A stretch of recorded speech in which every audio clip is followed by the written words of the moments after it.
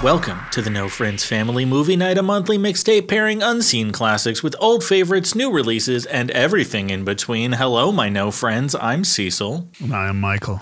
Right now, we're on a loose, unguided journey through the 2022 Sight and Sound list. Today, we have coming in at 23rd on the critics' poll, PlayTime, a 1967 comedy film known for its massive practical sets that I believe had to have inspired Charlie Kaufman for Synecdoche, New York. Is that how you say that movie? I don't know how you pronounce Synecdoche. Those Definitely both not sound like great. I just said it, but. It's somewhere in between what we said. Riveting. And I think also that Playtime was a visual inspiration on the second film, The Hudsucker Proxy, a 1994 pastiche of 30s and 40s movies set in 1958, tackling the big business mentality of post-war America. Time is a flat circle. Everything has always happened now. I think perhaps we should start with the Hudsucker Proxy. Yeah. I have less notes on that one because I've seen it so many times because it is I think that's old favorite of my own. Exactly. And Playtime is probably a less durationally old favorite of mine, but also a favorite of mine. Yeah. Will be fun. But thinking about the timeline of everything, I think starting with Hudsucker is very interesting. It is, of course, as I mentioned, from 1994, directed by Joel and Ethan Coen. I think credited only to Joel. It's credited to only one of them. Yeah, formally. one of them's credited as the director and the other's credited as a producer. Yeah. So they actually, as far as I know, they still did it together. I would be my assumption. And then they both have writing credits along with, I think, a favorite of both of ours, one Sam Raimi. Yes. Known known for the Evil Dead films, perhaps more commercially known for the Mr. Speederman. And an important thing, I don't know, the cinematography of Hudsucker was by Roger Deakins, who has shot a bunch of the Coen films, and I kind of think his influence is a big part of their look. Yeah. My feelings on the Coens are kind of a mixed bag. Whenever I like them, I tend to really love them. And whenever I don't, it really falls flat for me. But, like, visually, I think they're always, everything I've seen has always been really on point. And I think one of the things Hudsucker Proxy probably really gets over on for me is the look, the Art Deco stuff. Yeah, which and being a period piece the way it is. I semi-jumping ahead, but immediately, this is a film I had not seen until right now. I've seen a number of Coen films. They're not my favorite directors, but when I like them, I do. I mean, Fargo is fantastic. I'm not a Lebowski fan. I feel like that's a divisive one. You either are or you aren't. I like Lebowski. But loved Oh Brother, Where Art Thou? Yeah, I love that movie too. The Western, True Grit. Yeah. They did Ballad of Buster Scruggs too, which is one that's been like. Oh, that's that Netflix. Yeah. Yeah, that was actually pretty good. I like that. Some of they're not exactly the most like it's a series of vignettes basically, and some of them are like pretty interesting. Nice. It looks like they did a recent film that doesn't exist. I didn't even know that it happened. It's on it's an Apple TV Plus original. It had a limited theatrical distributed by A24 and then Apple TV Plus. The Tragedy of Macbeth they did, starring Denzel Washington and Frances McDormand, which is like that's very interesting. Denzel as Macbeth, Frances McDormand as Lady Macbeth. Note to us, check that out. But yeah, I definitely immediately thought some of the visuals in Hudsucker like reminded me of Playtime actually, and I was somewhat vindicated. Film critic Matt Zoller Seitz, writing for RogerEbert.com, said, quote, The enormous building interiors, interlocking gears, dramatic silhouettes, and spectacular shots of miniature cityscapes take their cues from comedies about the oppressiveness of urban industrial life, and then they cite Playtime, Brazil, Modern Times, and Metropolis. Modern Times is a Charlie Chaplin, which is pretty good. I'm assuming the Metropolis that they're referencing is the Fritz Lang, the 20s, like sci-fi. Yeah. And then I have not yet seen Terry Gilliam's Brazil. I think that's on our list of something to perhaps watch. Yeah. But I have seen stills, and it's very, like, I can see the comparisons. Yeah. I think between these big... There's some very good shots in Hudsucker Proxy where it kind of does, like, from a distance. There's a lot of that in Playtime as well, where it's, like, long shots from far away. Yes, these really, like, not quite, like, super long takes, but very, like, far away, very wide shots. Hudsucker then will relent and cut to a close-up, which Tati never does, as we'll probably get into a little bit. This film was a box office bomb, critical... It was actually... I think you had a number of critic responses that stuck out to you as very negative. It was actually more mixed. There were a lot of people who had it on year-end lists. It was in a number of critics' top 10s when it came out. But I think there are... here's a Desson Thompson of the Washington Post described the Hudsucker Proxy as pointlessly flashy and compulsively overloaded with references to the films of the 1930s. Missing in the film's performances is a sense of humanity, the crucial ingredient in the movies Hudsucker is clearly trying to evoke. You know, I will say there's something that I love Hudsucker Proxy. I love the movie, and I like a lot of the characters, but the ending has kind of always fell flat for me. I think it's because it just kind of ends, and it doesn't give you a lot to work with of what happened to everybody afterwards, which is in the tradition of, you know, It's a Wonderful Life, which it obviously tonally and story wise owes a lot to films like It's a Wonderful Life or other classic films whose names suddenly escape me, because I'm not... Part of why we're doing this is I'm not super familiar with stuff from that era, so... Yeah, It's a Wonderful Life sticks out. I was more into movies in the 90s than I have been really after that. Oh, I'm thinking of even like the 40s and 50s. Oh, yeah, the horror stuff.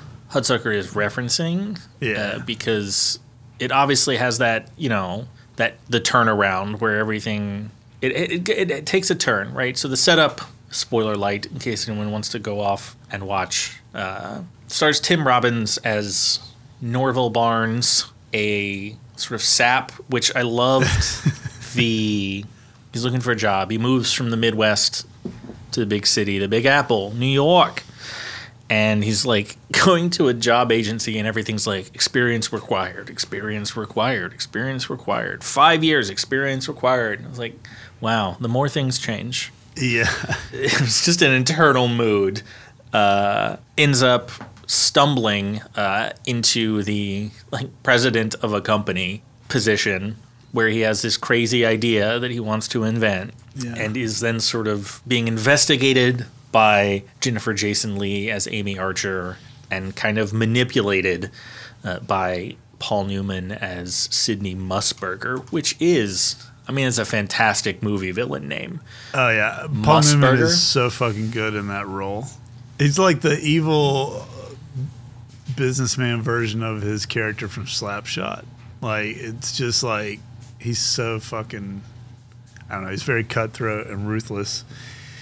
And he pulls it off so well. We were like halfway through the movie, and Amy Archer, Jennifer Jason Leigh's character, is at the news office, like talking to her old coworkers, and Smitty is in the room, and my son Evan is like, "Oh my God, is that fucking Bruce Campbell?" And I'm like, "Yeah, that is Bruce Campbell. It is Bruce Campbell," and I recognize.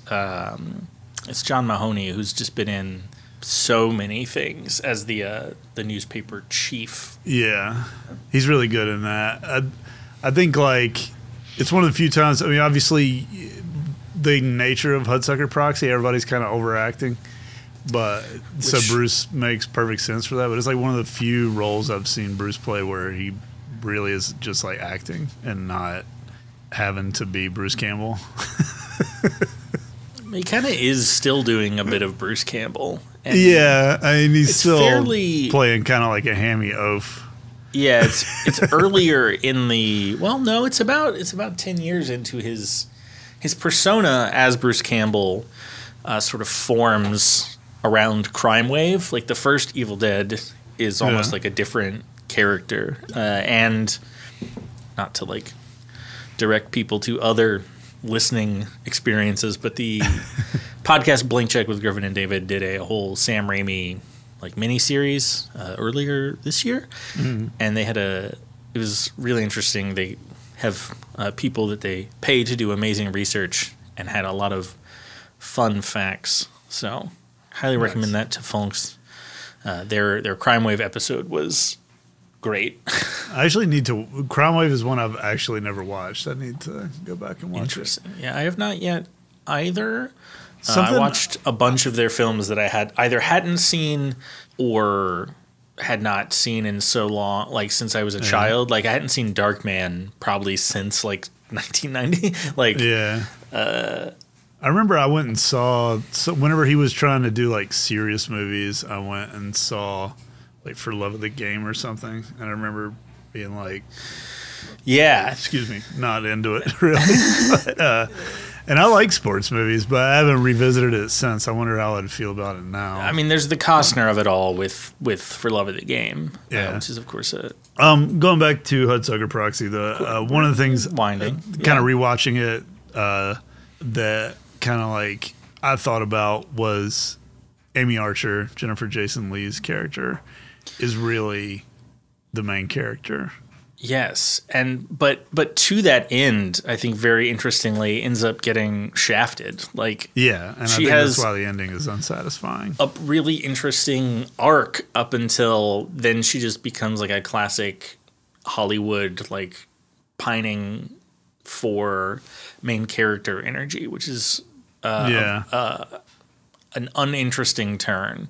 I think that's part of why the ending kind of does fall flat for me. And I have to wonder if that's on purpose, because this film is obviously making a comment on, big business. I think that a lot of the positive reviews of the film from when it came out talked about, how you were seeing some of these things, in the business world of the time, which is, makes sense. When did, right? We're not quite to the Enron scandal yet.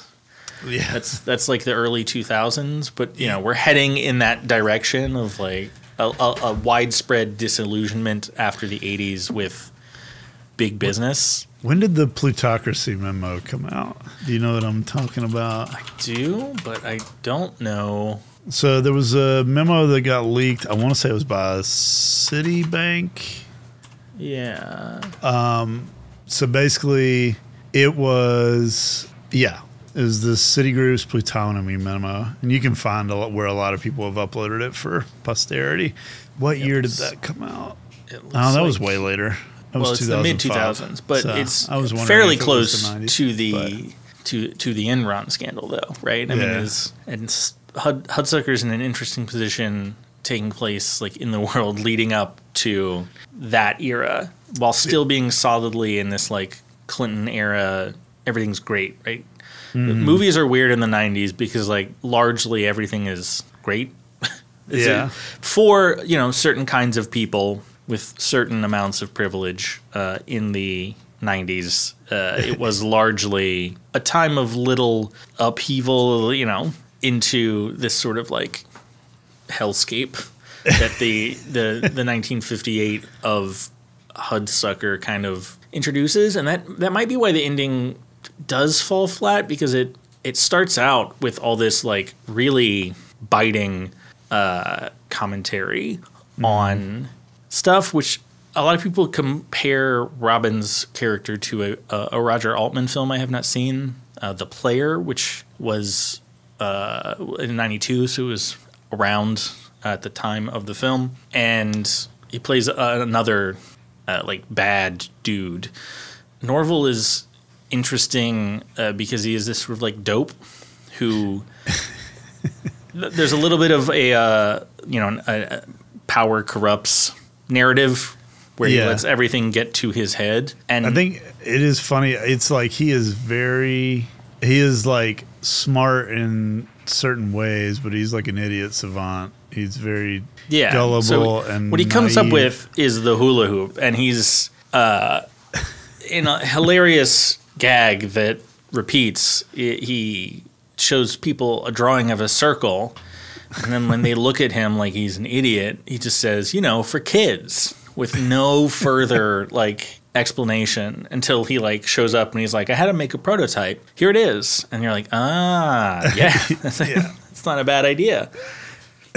Yeah, I think like his character, sort of though, rewatching it now, like he is like good for laughs, but like it is Amy Archer getting humanity. And I was thinking about that in relation to like the reviews that were negative. Is that I think the problem is that those people couldn't see anybody but Norval as like the main character in the story. And in their defense, the movie kind of also only sees him in that capacity. Unfortunately, right? Because it sort of just pivots pretty hard away from, at least it's, I don't think it, I don't think the film is lessening the sort of like humanity that it explores with Amy Archer, but it definitely lessens its focus on her journey pretty starkly pretty much after my favorite sequence in the movie, which ironically was done by second unit director Sam Raimi, which is the hula hoop sequence. It's just it tells so much story so quickly and like with almost no dialogue at all. It's a fantastic scene. YouTuber Patrick H. Willems has a great video breaking down like everything about that scene. And it has a fantastic title, which is Sam Raimi's best scene, parentheses, is in a movie he didn't direct.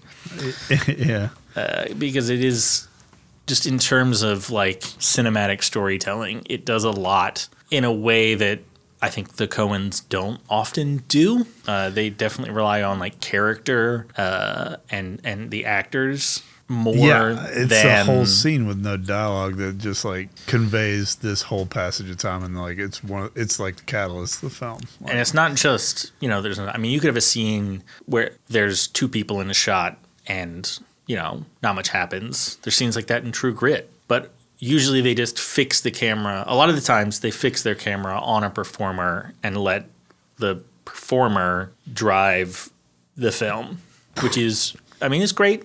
When it's great, it's great. But I find myself liking some of what Raimi does, which is like very famously in Evil Dead, like, the camera is a character as the camera moves through. And I think that is a theme in a lot of his stuff. And it was a great point in the film to like inject some of that kinetic energy. And it was a bummer that in the back half then that it feels like the movie kind of loses its focus, or it becomes focused on something that was less interesting to me. Maybe it doesn't. Maybe it's saying this is what we were focusing on all the time. Yeah, it's like, I don't know. It just ends too abruptly. It feels like the sort of thing that if I was watching it's a Wonderful I would Life. assume was like the result of focus testing and like the studio saying you got to change that last 2 minutes. Possibly. That does not seem to be the case. It seems like Joel Silver like sort of protected them from a lot of studio involvement because he was like a champion on the film, notable film producer with, he's the one who brought Lethal Weapon and Die Hard and The Matrix into existence, right? So had some clout, and he was like, I'm going to make the Coens do something. Let's give them a big budget. Because at the time they they had really only done pretty small movies. Like Barton Fink was their last movie, which is, in terms of scale, much smaller. Apparently, I mean, this script, by all accounts, existed in the mid-'80s, so like around Crime Wave, which makes sense because they helped write Crime Wave for Sam Raimi. It makes sense. He was also helping them write like A Thing, and they were just saying they're quoted as like we couldn't make it. We couldn't make Hudsucker back then because we weren't that popular yet. Plus, the script was too expensive, and we had just completed Blood Simple, which was an independent film, so they were just tough to get this crazy thing made, which has a bunch of the miniatures, the skyscraper miniatures that they made for Hudsucker were interestingly reused for The Shadow. Oh, wow. Batman Forever, and the 98 Matthew Broderick Godzilla. Oh, God. They reused some of the Skyline minis. So many movies that were not my favorites. You know. God, especially that Godzilla. I mean, that's a whole other podcast episode for me to complain about things. But and yeah, thinking about it's really like the movie. It's the turn, and I don't know if we want to really spoil the sort of third act twist of Hudsucker, a movie that has ostensibly been out for almost 30 years. But we will not, in case anyone has not seen it, wants to go see it, we'll sort of hold that back. But there's a sort of a pivoting moment that, for me, is really when the film shuts the door on kind of the themes from earlier in the movie, and tries to like tie things up in a bow. It's a Wonderful Lifestyle, where he's like, he learns the lesson and then he goes back and everything's great. Whereas the film, for most of the first half, was just like, no, the bastards always win, which is kind of there still at the end of this movie. But it takes like a hard turn into optimism that kind of comes out of nowhere. Unlike, in my opinion, Playtime, which is, as I mentioned, if you see this thing and you're like, they built these sets. The place all the sets were was affectionately called Tativille, which is fantastic. Yeah. This film, directed by Jacques Tati, written by Jacques Tati in collaboration with Jacques Lagrange, and it stars Jacques Tati as Monsieur Hulot, and then a lot of other people. There are, rewatching it, I noticed more than I have in the past, there are sort of two characters who rise to the top as people that come back. There is Barbara, the American tourist, and then I missed his name. There's an American businessman, I think it's Mr. Lax, who's the guy comes at back. The diner or whatever at the end. He's in the... I think he's that's the businessman at the very beginning who's has the great scene with his like papers, and he's like doing all this methodical like folding and unfolding and zipping. He shows up time and time again. He's in a bunch of sequences. Yeah, Playtime's interesting. I don't know. I feel like Playtime is a movie you kind of need to see multiple times. Absolutely. To really get it. It is very long for the kind of film it is. So yes, it becomes a commitment to imagine doing that. Much like one kind of needs to watch this film, reprise their watching, as it were. Tati reprises his role from two previous films, Monsieur Hulot's Vacation and Mon Oncle. My Uncle in particular was like a huge movie. It looks like it won the 1958 Oscar for Best Foreign Film. Like it was a massive success for him, which I guess allowed him to fund this crazy experiment with Playtime. And everything I read about Playtime talked about how this movie basically ruined him. It was completely, yes. Despite critical success, it was a total commercial failure. In no small part, debt for years afterwards. It was at the time the most expensive film in French history. I have a quote here from film critic Imogen Sarah Smith, which was echoing, I just loved the start of this. Tati's ruinously ambitious masterpiece starts as a satire of modern architecture and then becomes a strangely beatific celebration of the way people move through public spaces. The movie screen itself is an idealized public space which Tati's people demonstrate the joys of being one-dimensional. I think it's just like a fantastic idea. There's, in my mind, watching it, the 1958 of Sidney Musburger, the alternate universe where Norval does not miraculously come out on top, I think directly leads to the 1967 of PlayTime. Yeah. In a lot of ways. It is like, so like a couple things hit me about this movie as somebody who had never seen it before and wasn't familiar. I thought it was interesting. Like, I didn't realize till after the movie was over they had actually physically built the sets of this futuristic fucking Paris. And so the times, like you see the Eiffel Tower in a reflection at one point, and that's just basically like a big matte painting they had in the street so that when you open the door, it reflects the Eiffel Tower. So the whole idea is basically artifice. You wind up with this hyper-capitalist futuristic dystopia where all these tourists are going to Paris, but Paris doesn't exist anymore. It's just a series of hotels and basically Targets. And there is a fantastic shot about halfway through, about 43 minutes into the 2-hour runtime, which is a lot of the critical, especially in the American critics, basically like it's too long for a comedy, and I agree. For me, it's a film I just put on when I want to feel at peace in a lot of ways because it is so meditative, metabolism.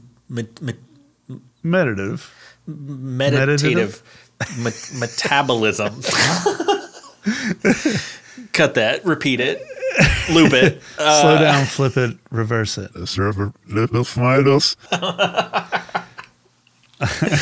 I think there's a lot of interesting things that actually, whenever I first started watching the movie, I was like, oh, this is like a horror movie.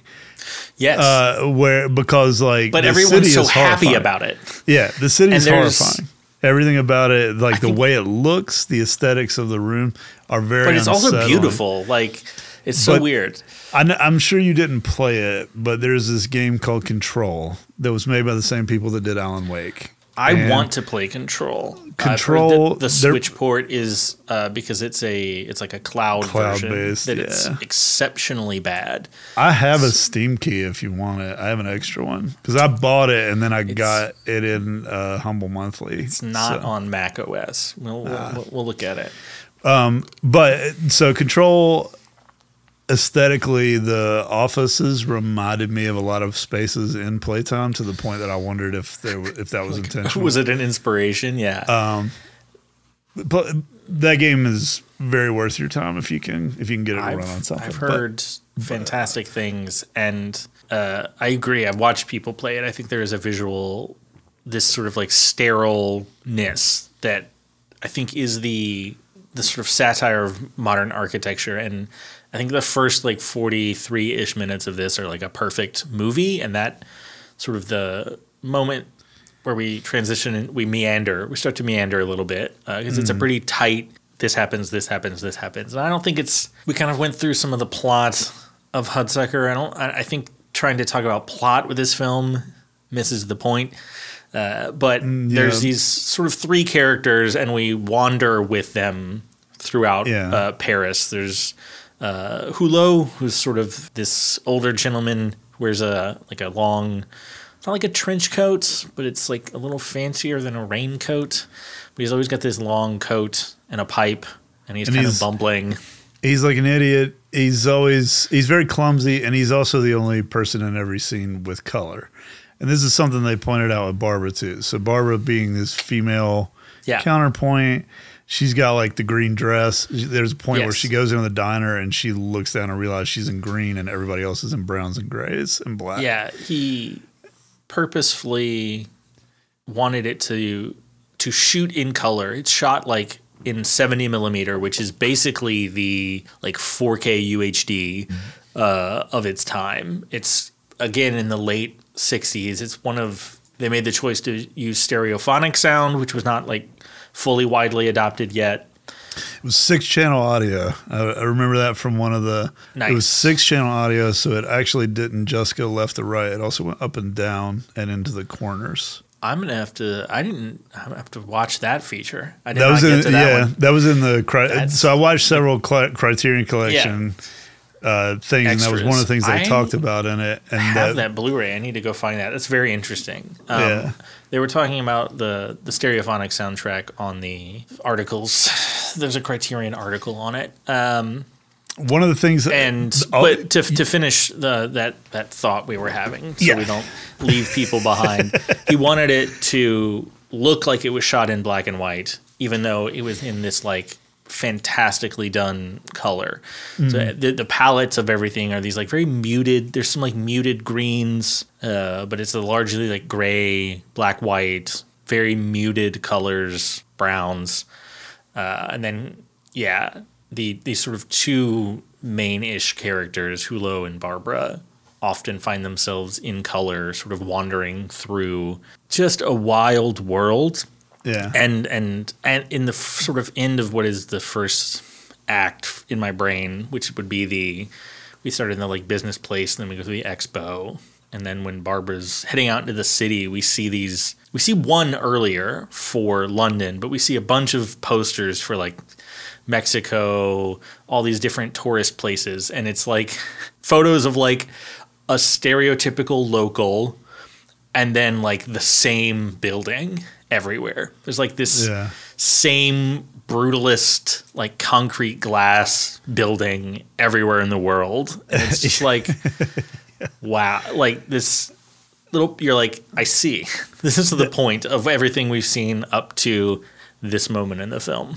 There's this moment, so they do an echo of the Eiffel Tower thing later in the thing where Barbara, I guess Barbara is the one with the reflection both times. There's one with the Eiffel Tower, but then there's one toward the end of the movie that I swear is the Kremlin. No. It's there's the Eiffel Tower one. There's I can't find it now. It's another. Is it another French thing? It's another, yeah. The church of the Sacred Heart. Okay. It's like an arch from the church of the, which is, if I look up some images, yeah, I can see how you would. Let me drop this image address into the things to do in Paris. Yeah. Yeah. Okay. I think that is the reflection. Yeah. So I'm gonna look at it's like a beautiful just kind building, and then the contrast of those like old, like beautiful buildings. Or, the Eiffel Tower has an appeal, right? It's sort of more natural looking. It has curves. There's like different parts, and then especially Church of the Sacred Heart. In contrast with these just glass. There's actually a third reflection moment in the end, in the crazy roundabout merry-go-round set piece, where there's basically like a window that someone's cleaning and they're tilting it, and then it goes like up to the sky, and whenever it goes to the sky, the people on the tourist bus are like, ooh, as if like they can't. They don't know the actual sky. They're like, "Wow, look at that beautiful painting over there!" And like, I was kind of confused by that scene because I think a lot of the gags of this movie are like kind of lost on me. There were things I recognized were gags, but I was also like, "Why is that funny?" That one was one where I was like, I kind of got, because it wasn't subtle, but I didn't get exactly why it was played the way it was, I guess. Because it was like basically the sky and then the reality. But it was kind of also a callback to the beginning of the movie. Because the beginning of it starts with the whole seeing the sky. The airport, yeah. And everything with the airport. I did actually, watching some of the Criterion Collection, I watched a bunch of the special features on this movie. Because like the movie interested me. I'm always just outright distracted by production in movies. And it's something I like really fixate on. And Were there any things you fixated on in this movie? Particularly the buildings. So many of the scenes where like he's looking out and you see the cityscape, and the cityscape is just a straight up nightmare dystopian hellscape. Yeah. It's these chrome buildings, and I was like, this is such a weird thing for a movie that is considered a comedy to do, because this is so dark, and it's so, and that definitely is horrifying. It is interesting, and it's because that's where we start, right? There's this business, which I think you said the cubicle scene is one of yours. The cubicle scene definitely like talk a lot about plot, but the main set pieces are the airport, the offices, the trade exhibit, the apartments, the Royal Garden, which is like where I think that's the name of the restaurant. Sorry, and then the carousel of cars at the end, which was fantastic. As a moment, maybe to pause, what was your favorite like space or sequence? My favorite scene in the entire movie is the cubicle farm, particularly before he goes down to it. When he's looking at it from above, one of the things I've noticed, and we stay looking at it above almost the entire time. Yeah, even whenever he goes down to it. There were two things that stuck out to me. One was a lot of the people in the cubicles were frozen and in black and white. And but they're not like they're just like they're basically with like not moving or minimally moving. Yeah, it's not like superimposed. Such a weird effect. It's not like superimposed, but it looks like a photograph, but they're not. They still have like dimension to them. And it was like unsettling again. When it called back to it being like a nightmare hellscape thing.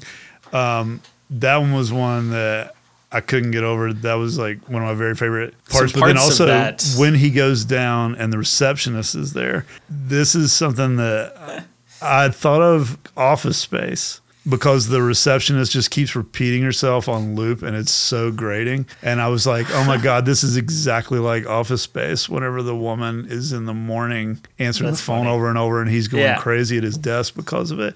I immediately thought of Office Space from that. I did not make that. To the point I was like, good. I wonder if they thought of that at all. I mean, I'm sure probably Mike not. Judges. I mean, maybe. It was a very popular PlayTime commercial failure, but very quickly became like you got to see PlayTime. Like there's, like that sequence is so the physical comedy in that has so many layers, and it's its own merry-go-round. This watching, I was like, sort of thematically, it sets up the merry-go-round at the ending, because there's I'm used to cubicles.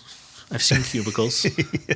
They generally have one entrance, and in this film, out of nowhere, suddenly they have multiple. So he like follows someone who goes into a door, and he's like waiting outside of the door, like, oh, they'll come out. And that person just exits the other side and goes somewhere.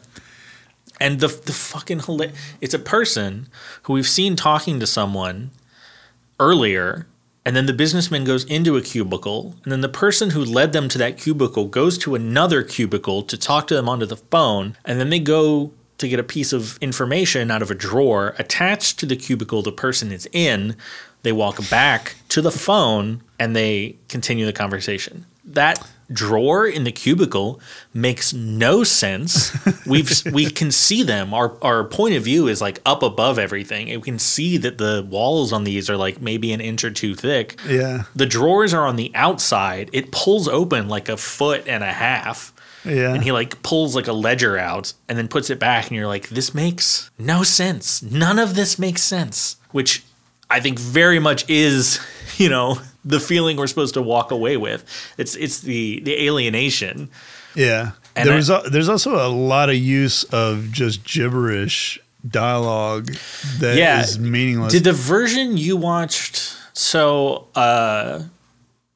we did. I'll probably mention it again, but Michael watched on the Criterion. This is also available on Canopy, which is a platform that many libraries will give you access to. Or if you're in school, a lot of universities will have access to it. And the version I watched for this had baked in subtitles.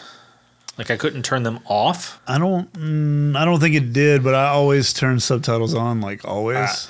I'm used to what I thought was weird about this was the subtitles were not doing everything. No, only certain this is something I noticed. phrases would get.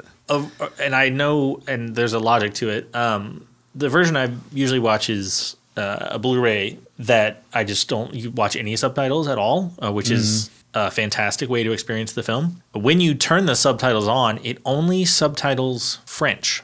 So there's people who speak German. There's people who speak. There's definitely some sort of like Finnish, Swedish happening at some point. None of the English is subtitled, which obviously we speak English here. So, but and to that, a surprising amount of the film is just in English because we're following, largely one of the main people we follow is an American tourist. Yeah. And it is only the French that is subtitled, which is such an interesting choice because there is the scene in the expo where there's a person who just keeps going back and forth between German and French, and they subtitle half of it, which is just you're like, wait, what is the other half of the conversation? The silence bit that happens and all that. I was going to ask what your favorite product in the expo is. Probably the quiet door where you could slam your doors in golden silence. That is my favorite as well. The guy coming back, that's another recurring character. The guy who freaks out on him, mistaking him for the guy that went through their drawers, is the same guy that meets him at the bar and like buys him drinks and stuff and feels bad about it. Was like a big callback. Yeah. One of the things, before we get too far away from it with the dialogue, first of all, I noticed during the intro segment where there's all the credits, it was all French actors that play the American tourists. Except, I think Barbara was a German. Yeah. Her name was Barbara. Dennis. Yeah. But like the way they're credited, Barbara I think is credited separately, but there's like, it just literally lists them as like the American tourists, and then it's a bunch of French names. Yeah, notably, the entire film was shot, all the images were captured without sound.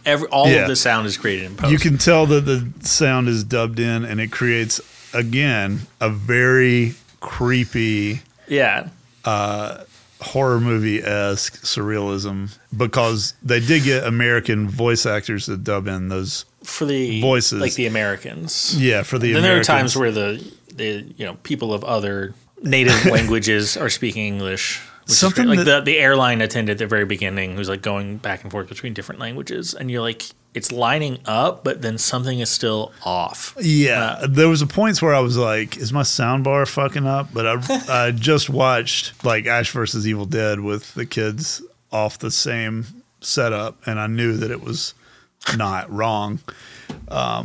But yeah, like it creates a very weird thing, and there's a lot of like just people talking over each other and their collective voices being like reduced to gibberish even when they're saying sentences. I think that I think was very intentional, obviously. But the apartment is probably my favorite set piece. That's a good answering segment. That question for myself. Although this time, that's through all my watches. This time, I think it might have been the restaurant, which is the largest part of the movie. I think it takes up the biggest chunk. The apartment's just the way it's framed. There's a scene. I think it highlights there's this sort of modernism as voyeurism theme throughout the whole thing, and that scene with these apartments that essentially have glass fronts as if they were like storefronts. It's just so visually captivating. And then there's a particular sequence where there's a man like undressing on one side and a woman watching TV on the other. And the way it's framed, it is like she is watching him undress. But then also we are outside of the building, like on the street, and we and the people walking by are watching her watch him. Like, it was very, the apartments thing is very interesting. I think like there's an element of like the keeping up with the Joneses thing of like a modern suburban life, even at that time that you would see getting commented on.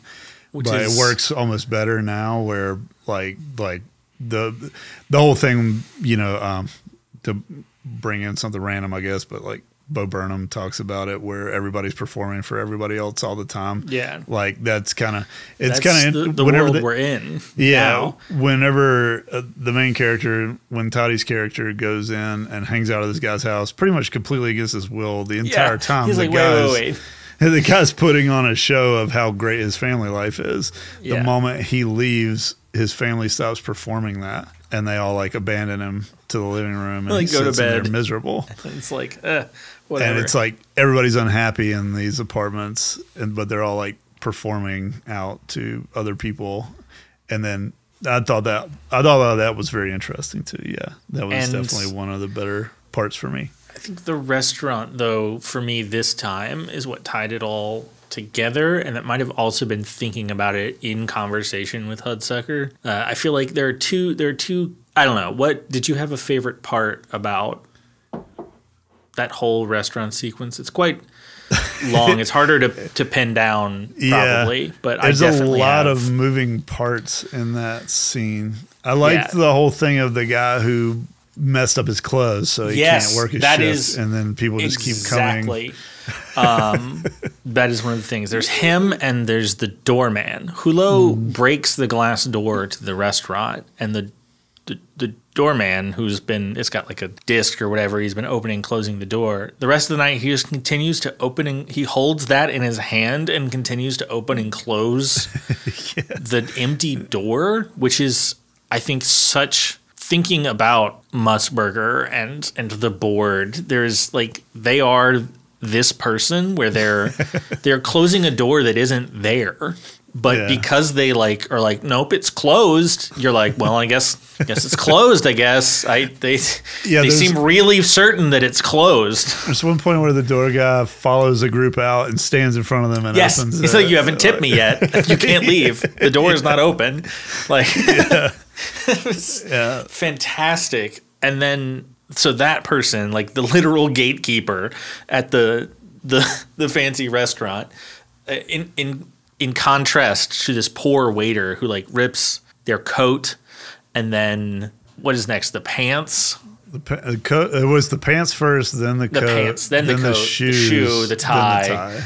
Yeah, like someone's like, oh yeah, the rubber's falling off my shoe. I gotta swap shoes with you. And then like, oh, my tie fell in the dish. I gotta swap. He's just standing outside, like watching he everybody sort else. of is the Norval Barnes in a way, which is like what Musburger is trying to orchestrate for Norval, which is just that, like, it doesn't matter, like each little step you take, you are systematically knocked down. It doesn't really matter. It's totally out of your control when you are a type of person who might be a waiter, right? Frequently a blue collar person. That's where Norval starts in the mailroom. Like, you don't have a lot of opportunities unless someone just decides to give you one. Yeah, you're gonna just keep getting knocked down and down. And what's interesting is that is also happening in contrast to like what is actually going on in the restaurant, which is like, it's this fancy restaurant they're about to open. The owners and architects and everyone start out, they're just trying to make sure everything run. They want it to, no one can pay no attention to the construction behind the curtain that is still happening. And progressively, just as things go more and more haywire, everyone starts to have more fun as they just decide that they're going to move through space without regard to all the artifice and everything that we've been leading up to, like, or steeped in. As everyone just sort of lets go of all that, they're like freed, which is, I think, in terms of that ending versus the ending that we get with Norval and Amy, was so much more satisfying to me, because it's not like no one disregarded everything that had happened to them up to that point. But, and then there's still little tiny conversations, right? Like, this waiter is getting shafted, but then you have people who, like Barbara, who seem to just meander through all the crazy stuff happening totally unaffected. Like, she's just sort of there with her camera and watching everything. I think maybe that speaks to a certain class of person, perhaps. Versus Hulot, who is, moving in tandem to Barbara, but it's not always going well for him. People mistake him for other people. He gets punched and slapped. Like he receives a lot of Three Stooges-esque physical comedy. Yeah, him like falling down through his own clumsiness is like a recurring theme. Constantly. Yeah, I think it's interesting. There were a couple things watching the stuff about the production of it.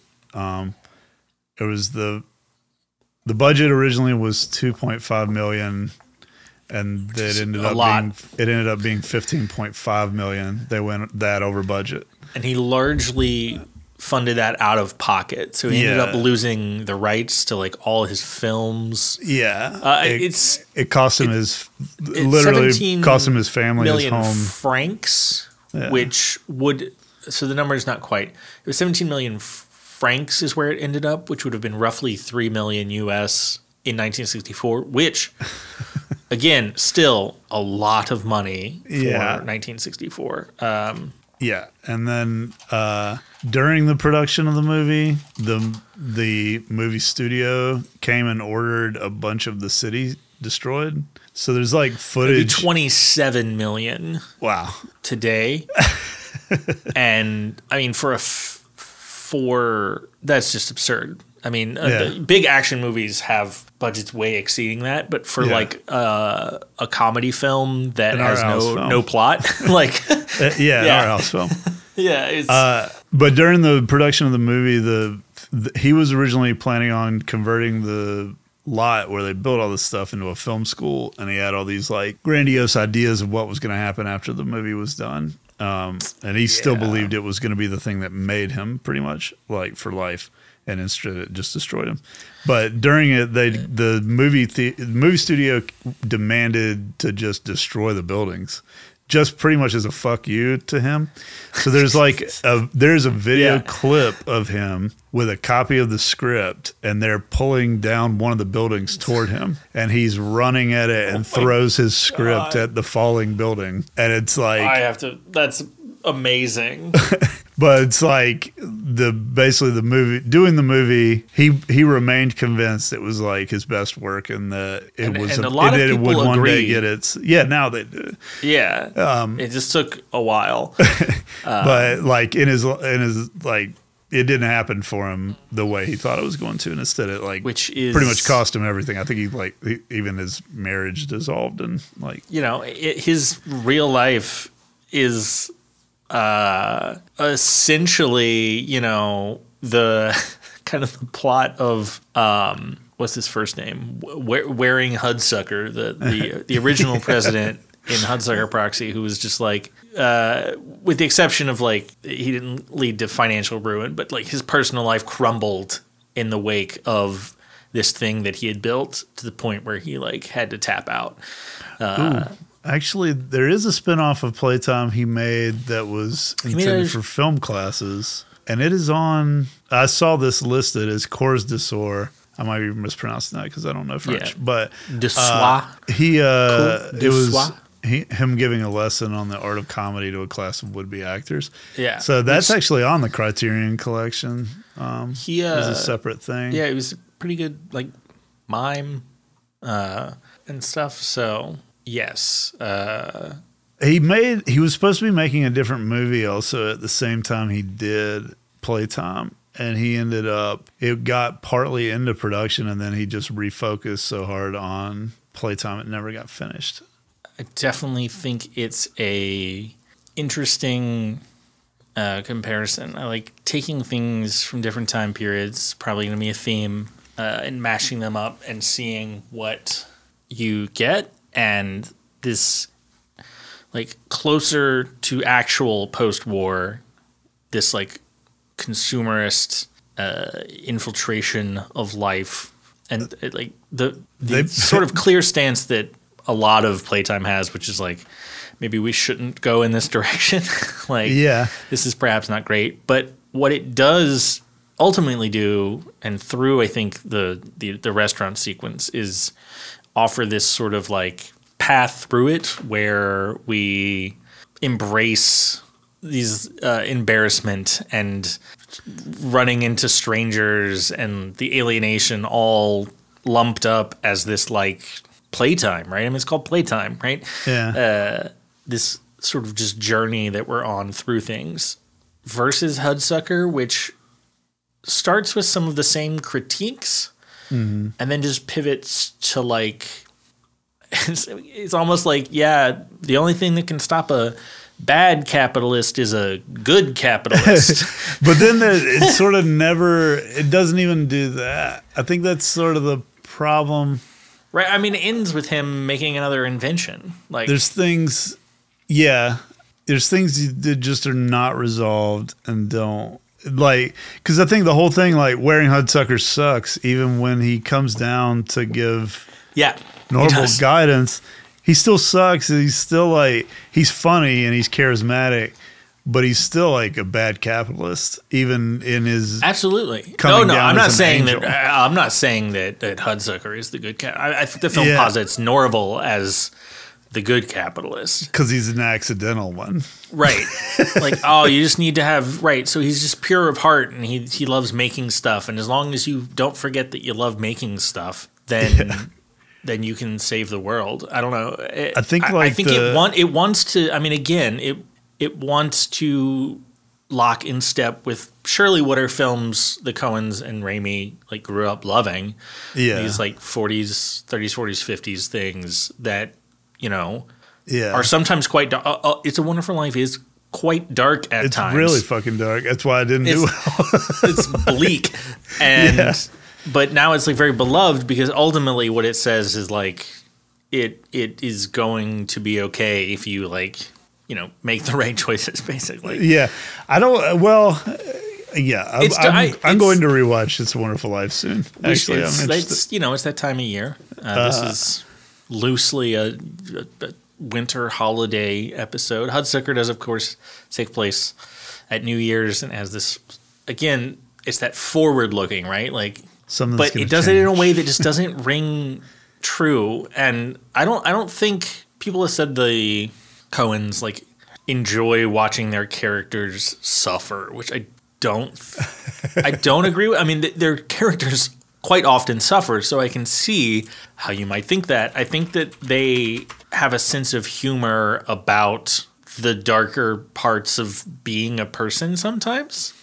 Yeah, and that in trying to deliver on these inspirations, there were many critics who said, these various inspirations that they have don't quite congeal into a satisfying story. And I somewhat agree.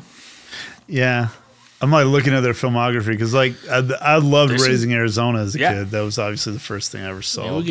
We talk Bluntsipple.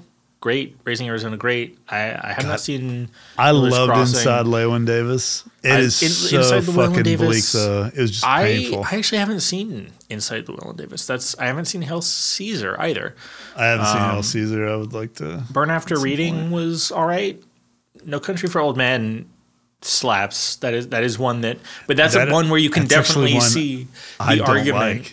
No Country for Old Men is one I don't like anyone really in it.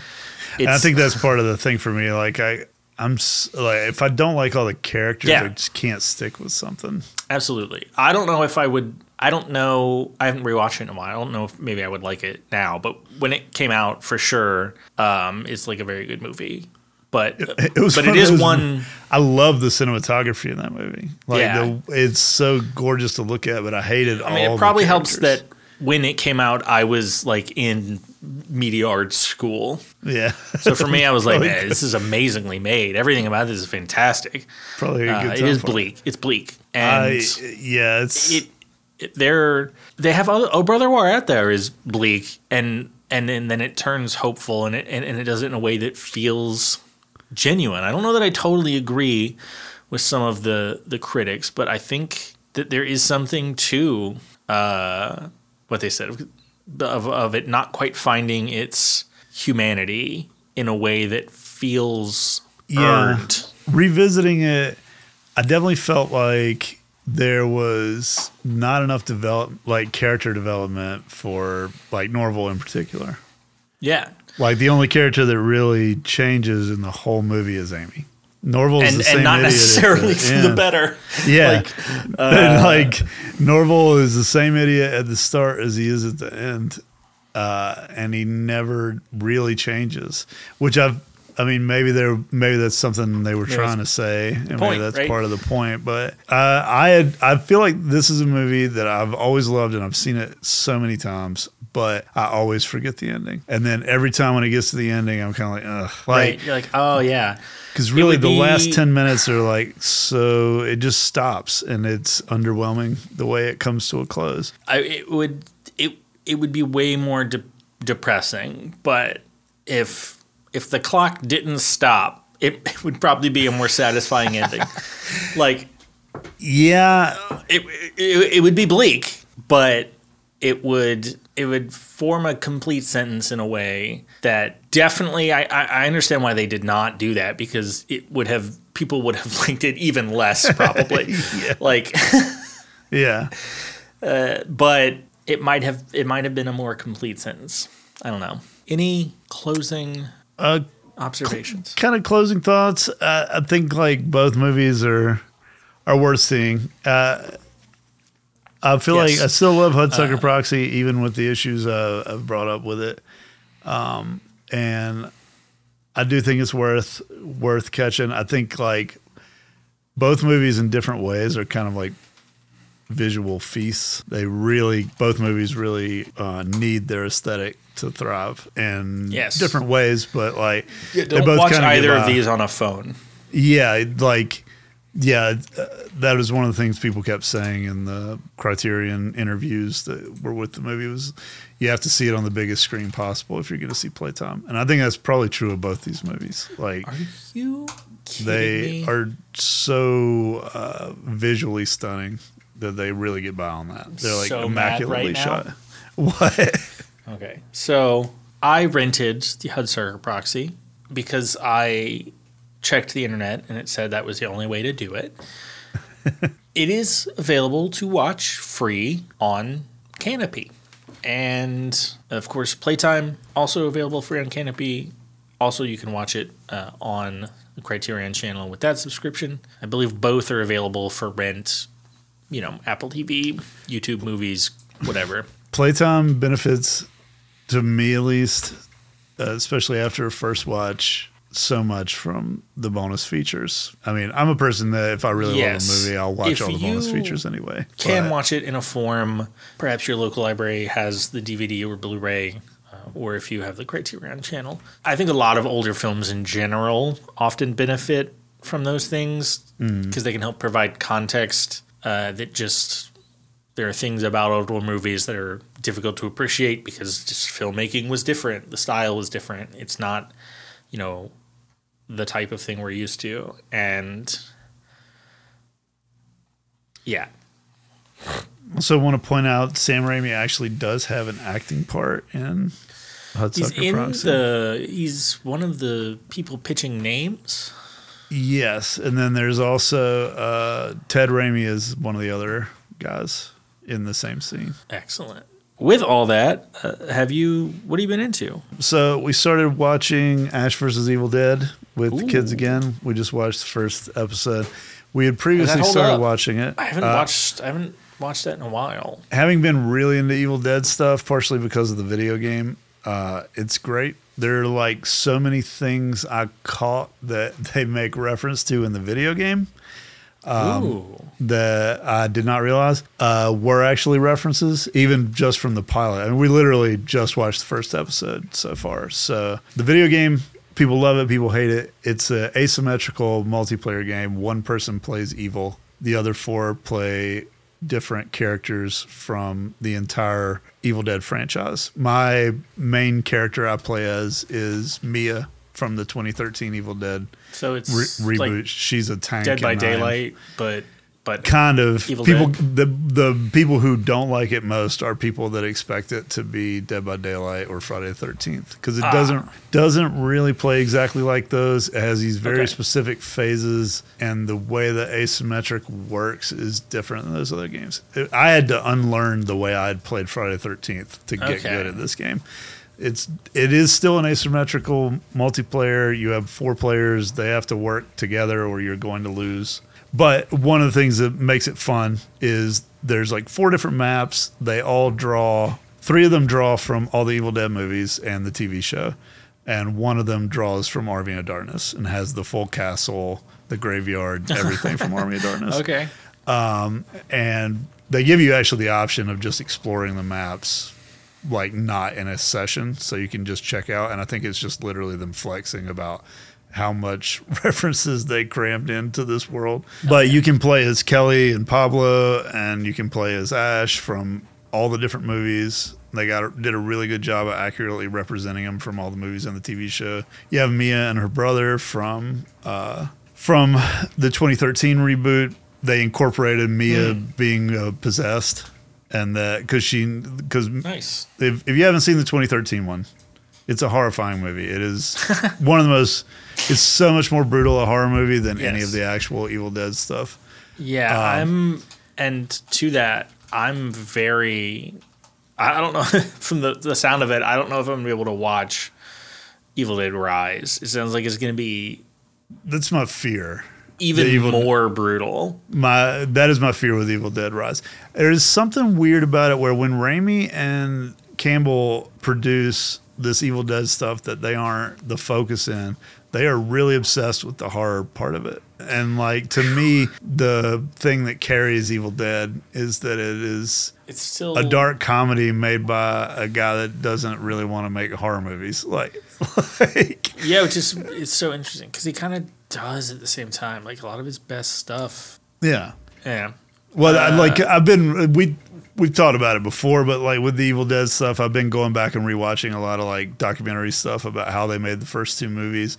I didn't know until recently, or I didn't remember that Sam Raimi was a magician who did it for a career before he was a director. And I think like once you know that about him, when you watch his horror stuff and his obsession with practical effects, it all makes so much more sense. You're like, oh, I see exactly why you're doing this the way you are and why his visual style is the way it is. But anyway, I've been obsessed with that video game, the Evil Dead game, and then going back and starting the show.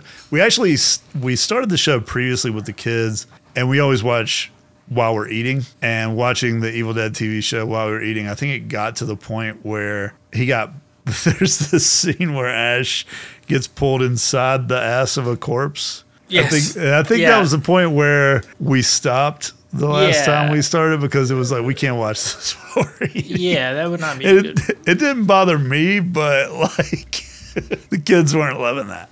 But the kids love, like, they've always loved Army of Darkness. They've watched it a bunch of times, and they like Evil Dead 2. I think Evil Dead 1 is they've never watched Evil Dead 1. I think Evans watched it on his own one night because he stole all my old Blu-rays. I have like the 4K ones in the living room, and then he's squirreled away a huge swath of my old DVDs to his room. So I think he watched the first one by himself, but I don't think we've actually watched the first one as an entirety. That's the only one I don't have in 4K. So once I get the 4K of Evil Dead 1, we'll probably go back and watch that with the kids. Have you played the game Citizen Sleeper? Game came out earlier this year, and I'm just getting around to it. It's on Steam. I think it's on everything at this point. I played it on Switch. It plays it's a very interesting mechanically. To me, it's not like a gameplay heavy game in the sense of like reaction time and action and all that stuff. It essentially kind of plays like a tabletop role-playing game. You have 2 main resources, which are like your energy and then your health, basically. And as those go down, each day you essentially get like a dice pool that you can spend on actions. And if you have like a 1, it's going to fail. If you have a 6, it's going to always succeed. 4 and 5 are like mixed success. 2 and 3 are like less mixed success, which is similar to some tabletop games out there. And it's very interesting narratively, right? Like, because the essentially things that are happening to you as your health and your energy are lower, you have to make actions that are more desperate in order to survive. And The loose setup is you are a being called a sleeper, which is essentially someone has signed over their consciousness to a corporation in the far future who has then put them into a cryogenic tube, essentially, and then implanted their consciousness into like a robot body with synthetic skin and stuff. Nice. And you have like fled the corporation, and you are out on the space station trying to like make a life. And it is very interesting to have been playing this while watching these two films because there's some interesting thematic stuff, and in a way that could be very dark. I think similar to what PlayTime does and what Hudsucker tries to do is that even though things are bleak and like bad stuff happens all the time, it always tries to be positive. Like none of the other characters, well, it's not all. Mostly characters don't just like shame you for decisions you make. There's people who are like, yeah, I get it. That thing you did sucked, but it's tough, man. Like, yeah. I see it's on Game Pass. I want to check that out. I actually have Game Pass. So. It is on Game Pass for anyone who would like to try it. It's fairly affordable on Switch, at least. I think on Steam as well. God, what is the name of the... I actually just grabbed a game that I had originally played a little bit of on Game Pass, but I didn't buy it at the time. I'm blanking on the name. Hold on. When did it come out? What's the mechanic? So it's the story of the game.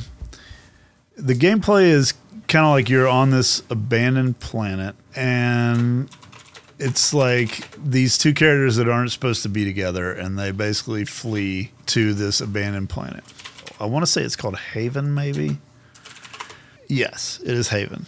I wanted something to get... Actually, we're going to the beach the week after Christmas, so that's probably when I'll play it because I have my Switch on me. I wanted something I could take on the road. I also bought Disco Elysium, though, which I've never actually played any. That is one I've been meaning to play, and I've heard that it plays similar to Citizen Sleeper, so I'm probably going to check it out. Nice. Finally, just because I didn't play any games for a long time.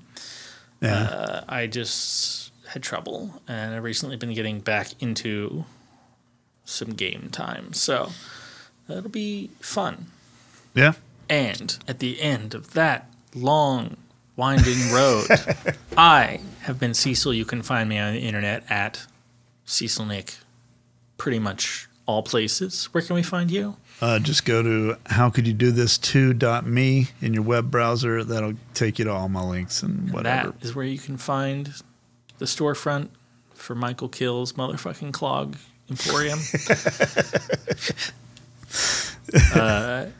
Wonderful, beautiful New Year clogs to everyone.